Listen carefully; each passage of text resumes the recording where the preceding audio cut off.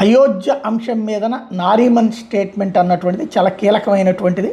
మాజీ న్యాయమూర్తి కూడా అయోధ్యలోని రామ జన్మభూమి బాబ్రీ మసీదు వివాదంపై 2019లో సర్వోన్నత న్యాయస్థానం వెలువరించిన తీర్పు న్యాయ వ్యవస్థను అవహేళన చేసేదిగా ఉందని సుప్రీంకోర్టు మాజీ న్యాయమూర్తి జస్టిస్ ఆర్ఎఫ్ నారిమన్ విమర్శించారు.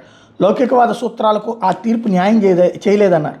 ఢిల్లీలో నిర్వహించినటువంటి జస్టిస్ ఏఎం అహ్మది తొలి స్మారకోపన్యాసం సందర్భంగా లౌకికవాదం భారత రాజ్యాంగం అనే అంశం మీద మాట్లాడుతూ ఈ వ్యాఖ్యలు చేశారు.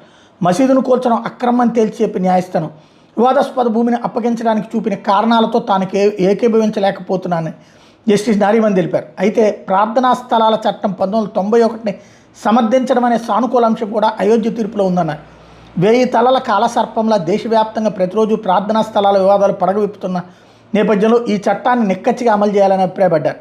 మసీదులు దర్గాలకు వ్యతిరేకంగా ప్రతిరోజు కోర్టుల్లో కేసులు దాఖలవుతున్నాయని, ఇవి మత సామరస్యాన్ని దెబ్బతీస్తాయని జస్టిస్ నారిమన్ హెచ్చరించారు. ప్రార్థనా స్థలాల చట్టం అమలుతోనే ఈ వివాదాలకు అడ్డుకట్టబడుతుందన్నారు.